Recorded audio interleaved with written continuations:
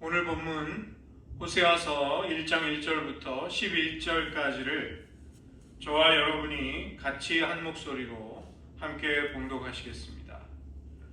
우시야와 요담과 아하스와 히스기야가 이어 유다 왕이 된 시대, 곧 요아스의 아들 여로보암이 이스라엘 왕이 된 시대에 브엘리의 아들 호세아에게 임한 여호와의 말씀이라. 여호와께서 처음 호세아에게 말씀하실 때 여호와께서 호세아에게 이르시되 너는 가서 음란한 여자를 맞이하여 음란한 자식들을 낳아라. 이 나라가 여호와를 떠나 크게 음란함이니라 하시니, 이에 그가 가서 디블라임의 딸 고멜을 맞이하였더니 고멜이 임신하여 아들을 낳으매 여호와께서 호세아에게 이르시되 그의 이름을 이스라엘이라 하라. 조금 후에 내가 이스라엘의 피를 예후의 집에 갚으며 이스라엘 족속의 나라를 패할 것임이니라. 그날에 내가 이스라엘 골짜기에서 이스라엘의 활을 꺾으리라 하시니라. 고멜이 또 임신하여 딸을 낳으매 여호와께서 호세아에게 이르시되 그의 이름을 로루하마라 하라. 내가 다시는 이스라엘 족속을 긍휼히 여겨서 용서하지 않을 것임이니라. 그러나 내가 유다 족속을 긍휼히 여겨 그들의 하나님 여호와로 구원하겠고 활과 칼이나 전쟁이나 말과 마병으로 구원하지 아니하리라 하시니라. 고멜이 로루하마를 젖둔 후에 또 임신하여 아들을 낳으매 여호와께서 이르시되 그의 이름을 로암이라 하라. 너희는 내 백성이 아니요 나는 너희 하나님이 되지 아니할 것임이니라. 그러나 이스라엘 자손의 수가 바닷가의 모래 같아서 헤아릴 수도 없고 셀 수도 없을 것이며, 전에 그들에게 이르기를 너희는 내 백성이 아니라 한 그곳에서 그들에게 이르기를 너희는 살아계신 하나님의 아들들이라 할 것이라. 이에 유다 자손과 이스라엘 자손이 함께 모여 한 우두머리를 세우고 그 땅에서부터 올라오리니 이스라엘의 날이 클 것이미로다. 기도하시겠습니다. 하나님, 끊임없이 하나님의 은혜와 사랑을 망각하고 저버리고 배신하며 등지는 이스라엘 백성들의 모습, 그들의 성품이 바로 우리들의 것과 동일함을 고백드리지 않을 수 없습니다. 하나님, 우리들을 긍휼히 여겨주셔서 하나님의 긍휼을 잃어버리지 않게 하시고 주님의 백성이라는 그 영광스러운 성도의 정체성에서 이탈하지 않을 수 있도록 우리들을 은혜로 주장하여 주시옵소서. 모든 말씀 예수님의 이름으로 기도드립니다. 아멘. 저희들 오늘부터는 소선지서를 살펴보도록 하겠습니다. 이 문학적인 장르에 따라서 어느 정도 배분을 해서 살펴보는데, 이 소선지서가 12명이나 되기 때문에 한꺼번에 다 다루지는 않고 오늘 호세아서부터 좀 순차를 두고 살펴보도록 하겠습니다. 많은 사람들이 이구동성으로 지금 한국 교회가 병들었고 심각한 위기에 처해 있다고들 이야기를 합니다.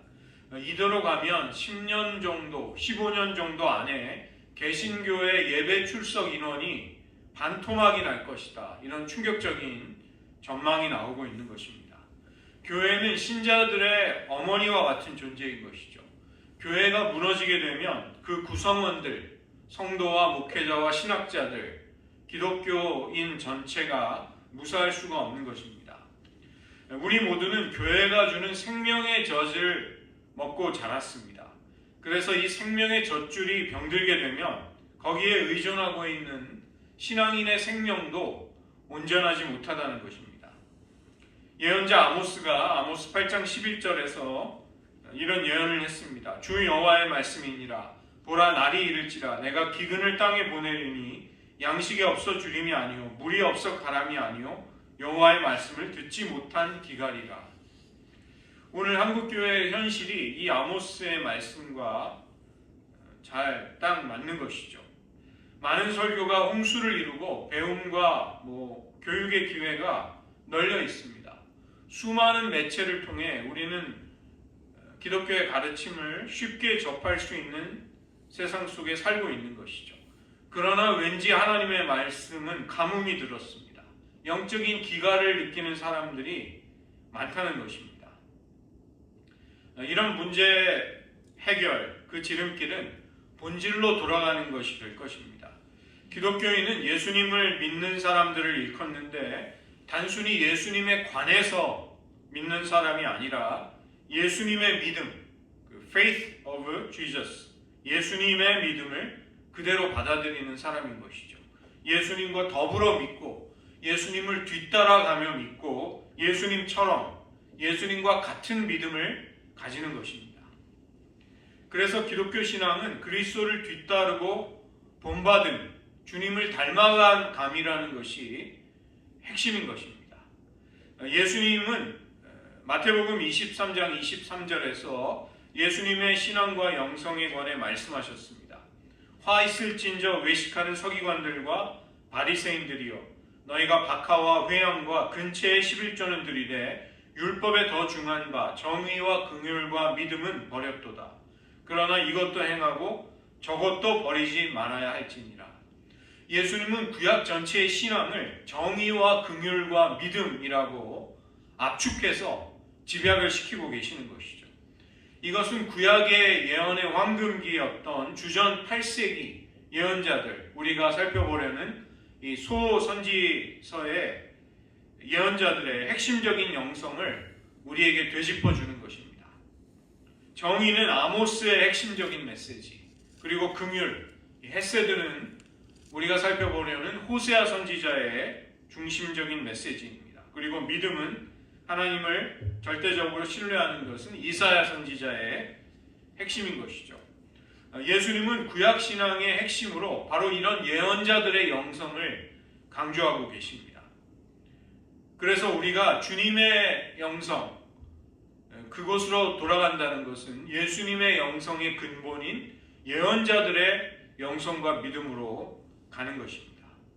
그래서 우리는 그들의 믿음을 정말 수혈을 받아서 우리들의 신앙이 새로워지기를 갈망해야 할 때에 놓여 있는 것이죠. 이사야서는 크게 1장부터 3장 그리고 4장부터 11장이라는 큰 단락으로 이루어져 있습니다. 바로 하나님이 호세아 선지자를 통해서 자신에게 신실하지 않은 헤세드를 버린 자기 언약 백성 이스라엘의 음란함과 배신을 말씀하시고 나서 그 다음에 이어지는 그런 그들을 향한 심판 또 못지않게 결코 그들을 버리지 않겠다는 하나님의 사랑이 나오고 있는 것이죠. 이 호세아의 개인사가 너무나 많이 알려진 이야기이기 때문에 우리는 거기에 익숙하지만 그것보다 훨씬 많은 분량이 이제 뒤에 나오고 있는 것입니다. 이것을 이제 세 개로 또 조금 더 나누어서 보면 예언자의 가족 속에 하나님이 그 시대를 향해 그 예언을 그들의 행동을 통해서 삶을 통해서 보여주신다면 호세아가 선포하는 말씀이 4장 1절부터 11장 11절에 나오게 되고 그 뒷부분에는 이제 야곱과 에브라임의 죄를 용서하시겠다는 하나님의 말씀이 나오는 것입니다. 이 호세아서에는 몇 가지 중요한 주제들이 있습니다. 먼저는 이스라엘의 현실을 고발하는 것입니다. 그들이 가나안의 풍요제의, 이 땅에서 번성하는 것을 추구하는 세속적인 그리고 그에 뒤따르는 패역한 그 가나안의 종교의 제사에 물들어 있다는 것이죠. 그래서 이스라엘의 종교와 정치, 사회 전반이 하나님을 버리고 떠났다는 것입니다. 베델은 원래 북이스라엘의 성소죠. 그런데 여기에조차 송아지 우상을 세워놓고 그런 악행을 선지자는 고발하고 있는 것입니다. 하나님이 원하시는 것이 무엇인가? 그것이 호세아 6장 6절입니다. 나는 인애를 원한다. 인애를 원하고 제사를 원하지 않는다. 번제보다도 하나님을 아는 것을 원한다. 그래서 하나님은 그런 그들을 버리지 않고 내 마음이 불처럼 내 속에서 돌아서 나의 긍휼이 불이 붙었다 말씀하시면서 그들을 끝내는 버리지 않겠다고 말씀하시는 것입니다.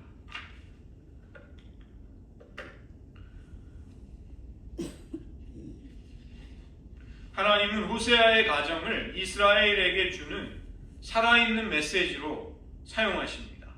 호세아가 결혼하게 되고 세 자녀 이스르엘, 로루아마, 로암미 이들 자체가 그 시대를 향해 살아있는 하나님의 말씀, 하나님의 메시지가 된다는 것입니다.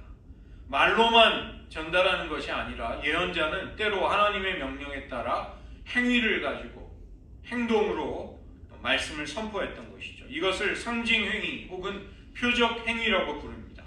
바로 호세아의 결혼과 출산에 관련된 그들의 자식의 이야기가 바로 여기에 해당이 되는 것이죠. 말로만 하는 언어적인 선포보다도 이 상징행위, 표적행위는 더 큰 구성력과 설득력을 가지게 됩니다. 그것이 생생한 실행되는 사건으로 사람들의 눈앞에 보여지기 때문에 하나님이 앞으로 행하시려는 미래의 계획이 선지자의 표적행위, 상징행위 속에서 미리 성취가 되는 것입니다.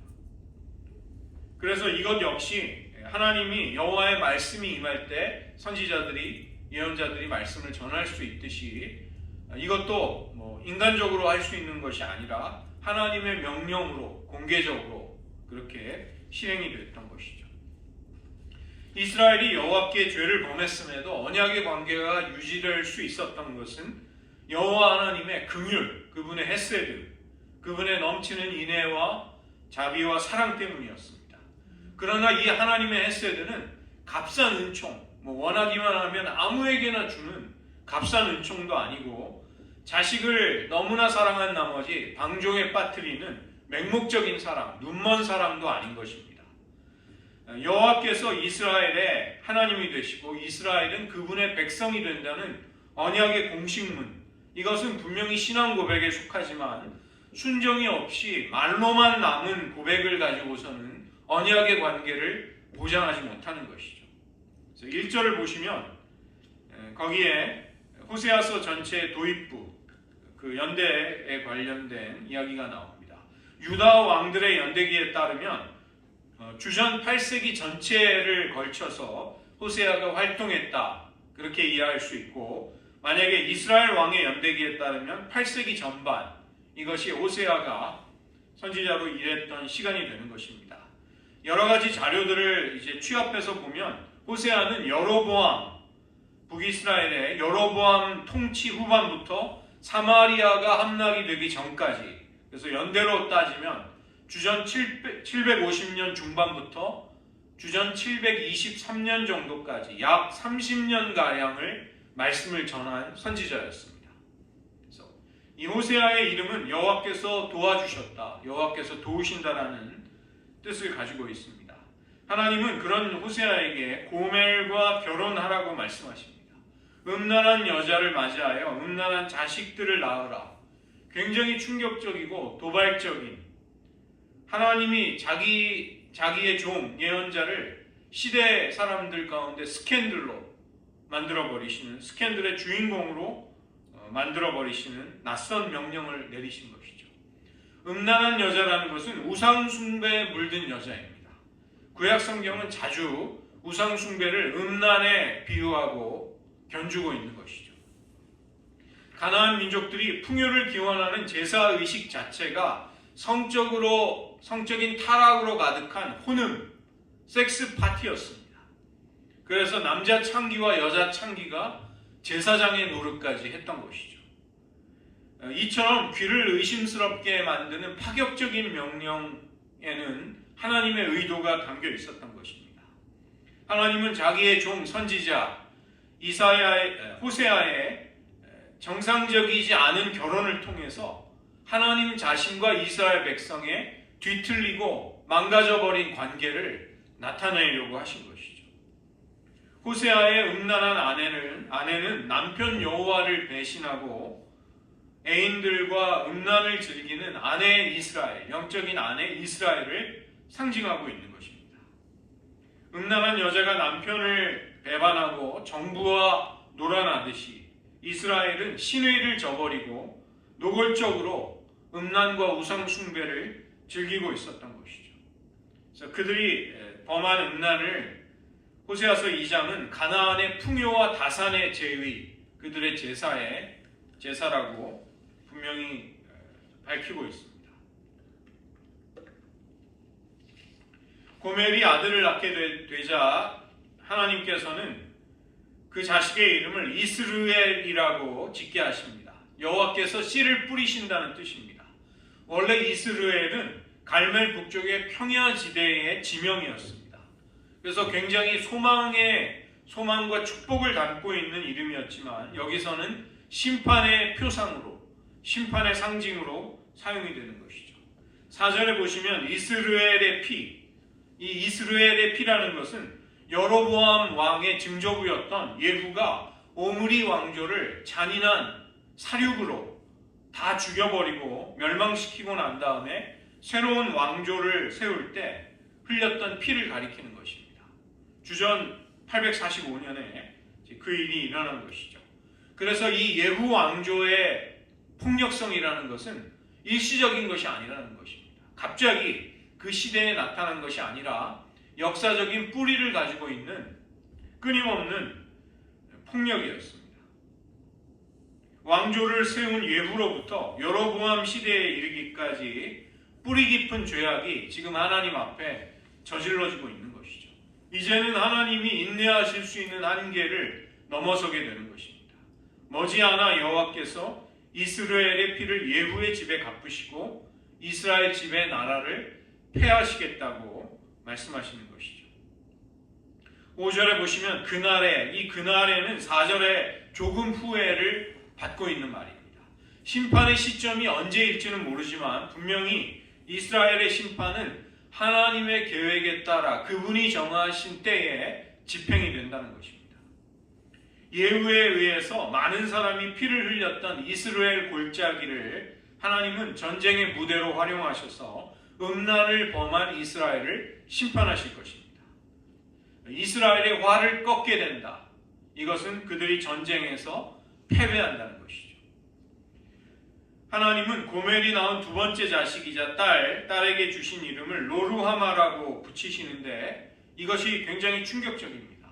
히브리어에서 로가 붙으면 부정어가 됩니다. 그렇지 않다라는 강한 부정어. 그래서 로루하마, 긍휼을 받지 못했다. 저주받은 자의 이름이 되는 것이죠. 여호와께서 이스라엘을 더 이상 긍휼히 여기지 않겠다는 의미가 거기 담겨 있습니다. 그 때문에 이제 이스라엘은 상응하는 대가를 치르지 않고는 죄를 용서받을 수 있는 길이 없어지는 것입니다. 그동안은 언약 관계 안에서 하나님의 긍휼, 값없이 베풀어지는 애정과 돌봄과 축복을 누렸지만 이제 그것을 더 이상 기대할 수 없게 된 것이죠. 그러나 1장 7절을 보시면 이스라엘 족속에게서 긍휼을 거두신 여호와 하나님, 그분은 유다를 향해서는 긍휼히 여기고 구원해 주시겠다고 약속하십니다. 왜 유다에게 긍휼을 베푸시겠는가? 이유가 명백하게 언급이 되지는 않고 있습니다. 그러나 여기 보시면 우리가 암시하는 것으로 볼 수 있는 것은 그들의 하나님 여호와로 구원하겠다. 그들의 하나님, 유다가 언약 관계 속에 있음을 암시하는 것입니다. 여호와를 하나님으로 인정하고 섬기고 있는 한에서 유다는 여전히 여호와의 도움을 기대할 수 있다는 것이죠. 그분의 구원은 군사력을 의지하는 식으로 주어지지 않습니다. 역사와 민족들의 운명을 주관하시는 하나님의 긍휼은 활과 칼과 말과 마병으로 중무장한 군대로 이루는 그런 식의 방식을 초월하는 것이죠. 그런 구원이 유다를 건져낸다는 것입니다. 제랄드 메이라는 그 저명한 정신과 의사가 있는데 그분이 중독과 은혜라는 중요한 책을 쓴 분입니다. 이분이 중독에서 회복된 사람들의 사례를 소개하면서 그들의 삶에 어떻게 회복이 임했는가, 일정한 규칙이나 패턴을 발견할 수 없었다고 고백하고 있는 것이죠. 왜 어떤 사람은 고난과 상처 속에서 인격이 망가지고 삶이 파괴되는데 또 어떤 이는 그 어려움을 뚫고 살아남아서 회복이 돼서 예전의 삶의 자리로 되돌아갈 수 있는가? 결국은 하나님의 은혜와 긍휼에 달려있다. 이렇게 결론을 내리는 것입니다. 우리의 삶의 체험도 그것을 충분히 동의할 수 있는 것이죠. 하나님의 아들 예수 그리스도시여 이 죄인을 긍휼히 여겨주십시오. 동방정교회가 드리는 예수기도, 그리고 성경에 나오는 세리의 기도입니다. 이 기도가 얼마나 중요하고 깊은 기도인가가 우리는 그것을 새삼 깨달을 수 있는 것입니다. 세 번째 자식이 태어나는데 두 번째 자식의 임신을 6절에서 또라고 그냥 간단하게 언급하는 데 반해서 셋째인 경우에는 로루아마를 젖댄 후에 이렇게 임신의 시기를 구체적으로 알려주고 계십니다.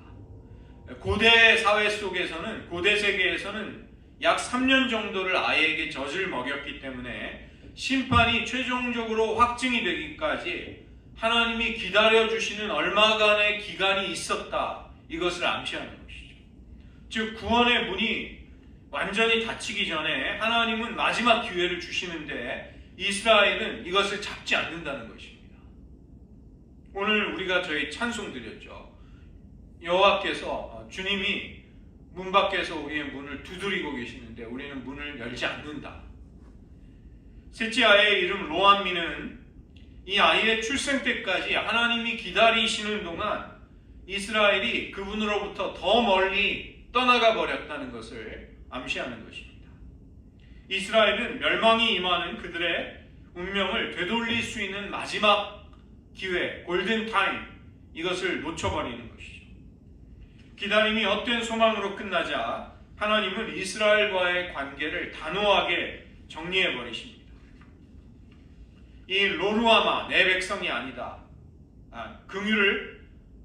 내 긍휼을 얻지 못했다, 여기에서는 여전히 아직은 하나님의 백성임을 전제하고 있는데 로암미, 이 세 번째 자식의 이름 로암미는 암미가 내 백성이라는 뜻이기 때문에 로가 들어가면 내 백성이 아니다, 이것은 언약 관계가 끝장났다는 것을 말하는 것입니다. 이 로암미라는 말은 사실은 이것도 암시하는 것이죠. 그 아이는 호세아의 자식이 아니라는 암시가 있는 것입니다. 고멜이 바람을 피워서 호세아가 아닌 다른 남자의 아이를 임신했을 수도 있다는 것이죠. 즉 로암미는 내 백성이 아니라는 것은 여호와와 이스라엘의 관계가 출애굽 이전으로 되돌아가 버렸다. 이 정도 엄청난 일이 지금 일어난 것입니다. 출애굽에서부터 하나님은 이스라엘을 언약 백성으로 삼아서 그 관계를 시작하시는데 자기 백성의 언약에 대한 배신, 음란, 우상 숭배가 이 관계를 완전히 망가뜨린 것입니다.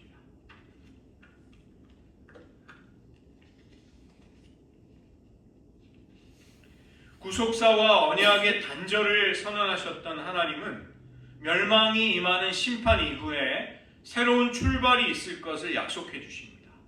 아수르에 의해서 이스라엘은 생존이 어려울 정도로 이제 파멸적인 고통을 당하지만 끝장이 나지는 않는 것이죠.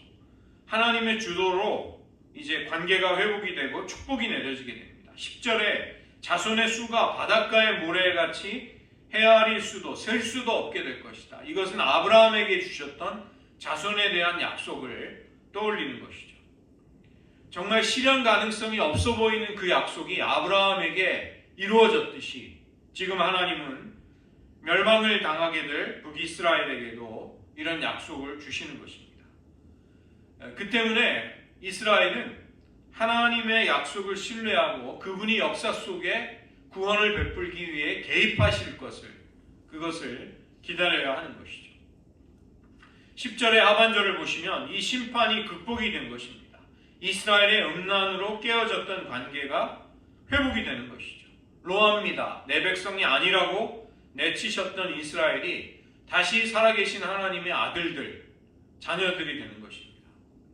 생명이 없는 우상을 섬기다가 죽게 된 이스라엘이 다시 하나님에 의해 생명이 주어져서 되살아나는 일이 생기는 것이죠. 그리고 이런 미래 시대 속에서 유다와 이스라엘의 분열, 다툼, 끊임없는 갈등과 싸움도 이제 끝나게 되는 것입니다. 한 우두머리 아래에서 이 같은 민족이 이제 하나로 합쳐지게 되는 것이죠. 다시 하나 된 이스라엘은 하나님께 속한 의로운 지도자의 통치를 받게 됩니다. 11절 그 땅에서부터 이것은 유배지를 가리키는 것이죠. 하나님이 모세를 통해 바로의 종살이하던 이스라엘 그 유배지에서 그들을 끌어내시는 것이 출애굽이었듯이 이제 포로로 잡혀가게 된 이스라엘과 유다의 자손들이 그 유배지에서 한 우두머리의 인도를 받고 돌아오게 될 것이다. 하나님은 이스라엘의 화를 꺾으신 심판의 장소 이스라엘이 축복의 장소로 바뀌도록 하시는 것입니다. 그래서 이제 이스라엘에다 하나님은 씨를 뿌리시는 것이죠. 유배민을 옮겨서 다시 심으시는 것입니다. 하나님은 호세아에게 음란한 여인을 아내로 맞아 아이를 낳으라고 하십니다. 변절하고 배신한 이스라엘 백성에게 심판을 경고하시면서 회복의 미래를 함께 약속하시는 것이죠. 이 호세아가 부름을 받은 시기는 유례 없이 북이스라엘이 부강하고 또 영적으로 타락한 시대였습니다. 풍요와 번영을 축복으로 착각하면서 부정과 불의를 일삼는 배역한 이스라엘, 그들을 향해 하나님은 호세아를 통해 심판을 선언하는 것이죠. 우리의 시대도 사실은 비슷한 것 같습니다. 성장과 성공의 구호가 난무하고 있습니다. 번영의 복음이 많은 사람들의 마음을 매혹시키고 있는 것이죠. 그러나 진실과 인애가 없는 성공, 경건이나 윤리를 외면한 성장 모두가 재앙이 되는 것입니다. 양심을 버린 믿음은 파선하게 될 것을 사도 바울도 경고하고 있는 것이죠. 이스라엘이 가장 번성한 여로보암 2세의 통치 시기에 하나님은 가장 엄중하고 혹독한 심판의 메시지를 주고 계십니다. 그들은 놀랍게 부여하고 강해졌지만 그들의 그 성공이 영적인 눈을 가리우게 하고 낯뜨거울 만큼 하나님 앞에 음란한, 하나님을 배신하는 백성들이 된 것입니다. 우리는 물론 부흥이나 번영이나 성장을 추구하고 또 기도해야 합니다. 그러나 더 깊은 곳에서 우리는 우리의 영적인 음란함, 즉 하나님께 신실하지 못함을 회개할 수 있어야 하는 것이죠. 음란한 여인을 맞아 음란한 자녀를 낳으라. 윤리적으로나 제의적으로나 신앙적인 전통, 사회적인 관습에서 정말 받아들일 수 없는 하나님의 명령이었습니다. 그러나 하나님은 이렇게까지 낯선 메시지를 주시지 않는다면 이스라엘이 그 일그러진 하나님과의 무너진 관계 속에서 회복이 될 수 없음을 아시고 이렇게 하시는 것입니다. 우리에게도 하나님은 지속적으로 경고를 하십니다. 그때 우리의 마음을 굳게 하여 돌이키지 않는 일이 없도록 우리는 경건한 두려움을 가져야 하는 것이죠. 교회가 이 시대 성령이 들려주시는 음성을 들을 수 있는 귀가 열려 있어야 한다는 것입니다. 음란한 여인이 낳은 세 자녀의 이름 이스르엘, 로루아마, 로암미, 이것은 이스라엘이 저지른 죄의 결과, 하나님의 심판의 의지가 모두 담겨 있는 것이죠. 이제 피로 얼룩진 예후 왕조처럼 하나님은 우상 숭배에 빠진 이스라엘이 파국을 맞을 것이다. 이제는 긍휼을 거두고 언약을 깨트린 그들과 결별하겠다. 이렇게 말씀하시는 것입니다. 하나님을 떠나 부질없는 것을 쫓는 헛된 삶을 멈추고 또 궁색한 변명을 그치고 우리는 우리의 죄를 실토하면서 하나님께 돌이키고 돌아갈 수 있어야 합니다. 그렇게 할 수 있다면 우리에게 소망이 있는 것이죠.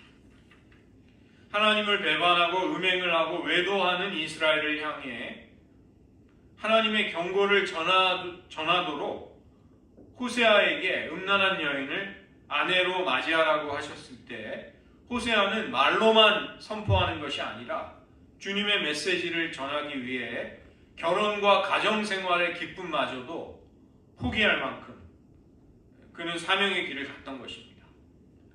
그러나 하나님은 7절과 10절과 11절에서 회복의 미래를 또 함께 약속해주고 계십니다. 칼과 병거를 의지하는 것보다 여호와를 의뢰할 때 전쟁의 위험에서 유다를 건져주시겠다고 약속하시고 남과 북이 하나가 돼서 회복되는 그날을 소망으로 주시는 것입니다. 이제 음란한 이스라엘에 대한 심판이 있게 될 것입니다. 그러나 그것을 거치고 나면 영광스러운 회복과 구원이 있을 것을 말씀해 주시는 것이죠. 모든 의미 있고 가치 있는 관계는 하나님의 용서와 은총으로부터 우리에게 오게 됩니다. 그 때문에 소망은 우리 편에 있다기보다 우리와의 언약을 기억하고 계시는 늘 하나님께 우리의 소망의 뿌리가 있는 것입니다. 하나님은 사랑하시기에 분노하시고 아파하십니다. 성도는 이런 하나님의 아픈 사랑을 외면하는 자가 아니라 그 아픔에 동참하는 사람이 되어야 하는 것이죠. 일본의 신학자 기타모리 가조가 하나님의 아픔의 신학이라는 책을 썼는데 거기서 그는 자기의 아픔을 가지고서 하나님의 아픔에 봉사할 수 있어야 한다. 그것을 이야기합니다. 하나님의 아픔은 하나님의 사랑에서 기인하는 것이죠. 사랑하시기에 그분은 아파하십니다. 그래서 우리가 하나님의 아픔에 동참하는 것은 그분의 사랑에 함께하는 길이 되는 것입니다. 오늘 이 호세아 선지자보다 더 자신의 아픔을 가지고 하나님의 아픔에 봉사할 수 있었던 사람을 찾기는 어려운 것이죠. 그는 여로보암 2세 때 풍요로운 시대 속에서 정치적으로 안정된 가운데 부름을 받습니다. 그러나 그 시대는 영적으로 너무나 타락해서 하나님은 나의 백성이 나에게 음란한 때라고 정의 내리는 그런 시기였습니다. 이스라엘이 누리고 있는 풍요와 안정, 그들은 그것을 바알과 아세라의 덕이라고 돌렸던 것입니다. 그래서 하나님은 모두가 즐거워하는 때에 호세아를 불러 아픔의 길을 가라고 하시는 것입니다. 모두가 웃고 있을지라도 너만은 울고 아파해야 한다. 슬퍼하며 애통하며 울지어다. 너희 웃음을 애통으로 너희 즐거움을 근심으로 바꿀지어다. 야고보 사도가 야고보 4장 9절에서 우리들에게도 권면하고 있는 말씀입니다. 선지자는 시대의 죄악을 자신의 고통과 아픔으로 끌어안는 사람인 것이죠. 단지 정죄만 하는 사람이 아니라 그 흠결과 아픔을, 그 연약함과 죄의 참혹함을 온몸에 짊어지고 가슴으로 아파하고 부르짖는 사람인 것입니다. 지금 온 세상이 병들었는데 교회만 홀로 기뻐할 수는 없는 것이죠. 애통하는 자가 위로를 받게 된다고 주님은 산상수훈에서 말씀해 주셨습니다. 지금 현세의 풍요에 취해서 웃고 있는 이들의 웃음은 곧 끝나게 될 것입니다. 화 있을진저 너희 지금 웃는 자여 너희가 애통하며 울리로다. 이스라엘에서 아합 왕조를 피로 물들였던 예후 왕조 역시 같은 자리에서 이제 피눈물을 흘리게 될 것입니다. 음란한 자식들은 음란한 어머니로 인해 고통을 당하게 되는 것이죠. 이스라엘 백성들은 긍휼을 얻지 못한 자가 되고 마치 하나님의 언약 백성이 아닌 것과 같은 사람들이 된다는 것입니다. 나라가 불의하면 백성들은 고통을 당하고 교회가 타락하면 성도가 아픔을 겪게 됩니다. 인간이 타락할 때 모든 피조물은 탄식하면서 영광의 아들들의 자유가 오기를 탄식하고 있다고 로마서는 말씀하고 있는 것입니다. 지금 곳곳에서 아파하는 소리, 가난과 질병, 폭력과 전쟁의 소리가 소문이 들려오고 있습니다. 우리가 겪고 있는 아픔과 쓰라림은 혹시 우리가 고멜이 되어서 낳은 자식들이 아닌가, 우리 자신들을 성찰할 수 있어야 하겠습니다. 그러나 결정적으로 어느 누구보다도 하나님만큼 아플 수는 없는 것이죠. 하나님은 가장 사랑하는 분이시기에 가장 아파하십니다. 음란한 아내를 끊임없이 사랑하기에 겪는 남편의 고통, 음란한 자식을 낳아 기르는 아버지의 통곡이 하나님의 마음인 것입니다. 하나님의 사랑이 바로 그분을 분노하게 만들고 있습니다. 사랑하지 않는다면 돌아서면 그만인 것이죠. 그래서 사랑의 반대말은 미움이 아니라 무관심이라고 하는지도 모르는 것입니다. 다시는 긍휼을 베풀지 않겠다. 이 분노 속에는 하나님의 긍휼이 여전히 불붙어 있는 것이죠. 너희는 내 백성이 아니라는 선포 속에는 너희는 변함없는 나의 자녀요 나의 백성이라는 메아리가 울려 퍼지는 것입니다. 진노의 대상을 향한 하나님의 아픈 사랑이 바로 십자가의 고통에서 절정에 다다르게 됩니다. 그런 십자가를 지고 가시는 주님을 뒤따르는 것, 고통스러운 사랑에 동참하는 길이 될 것입니다. 요즘 교회 안에서 상처받았다는 말이 너무나도 흔하게 많이 쓰이고 있는 지금, 사랑하기 때문에 기꺼이 상처받기를 선택하고 결단하는 성도, 그런 성도가 정말 그립고 꼭 필요한 때가 된 것이죠. 주님의 기쁨에만 동참하는 것이 아니라 주님의 아픔에도 동참하기를 원하며 주님께 나아가기를 원합니다. 켄트 교회 역시 겪어왔고 통과해 왔던 아픔이 있습니다. 우리는 그 때문에 원망하고 증오하는 대신에 그 아픔을 우리의 마음에 품고 하나님의 슬픔으로 간주하면서 애통할 수 있는 하나님의 백성이 되시기를 주님의 이름으로 축원드립니다. 말씀을 의지하면서 저희들 기도하기 원합니다. 호세아가 왜 그토록 슬픔의 선지자, 그토록 가혹한 일을 자신의 행동으로 순종해야만 했는가? 그것은 호세아의 슬픔 너머에 있는 하나님의 슬픔과 아픔이 너무나도 컸기 때문입니다. 우리가 신앙생활하면서 보람되고 기쁨에 가득 찬 나날들도 있었지만 얼마나 우리의 마음을 후벼파고 우리의 영혼의 생채기를 내는 아픔들이 있어 왔습니까? 이제 그 아픔 앞에 우리는 저주하고 반항하고 고통스러워하고 몸부림치는 대신에 호세아와 같은 영성을 허락해 주시기를 구해야 하겠습니다. 호세아가 짊어진 슬픔, 그 무게는 하나님의 아픔이었습니다. 우리 역시 주님, 우리가 주님의 기쁨만이 아니라 주님의 슬픔까지도 짊어지게 하시고 기도하게 하시고 사랑을 통해 섬김을 통해 그 모든 슬픔의 무게를 극복하고 승리하는 자리에 이르기까지 호세아의 그 마음을 영성을 배우게 하소서. 주님의 마음을 닮아가게 하소서. 이 시간 잠시 기도하시겠습니다.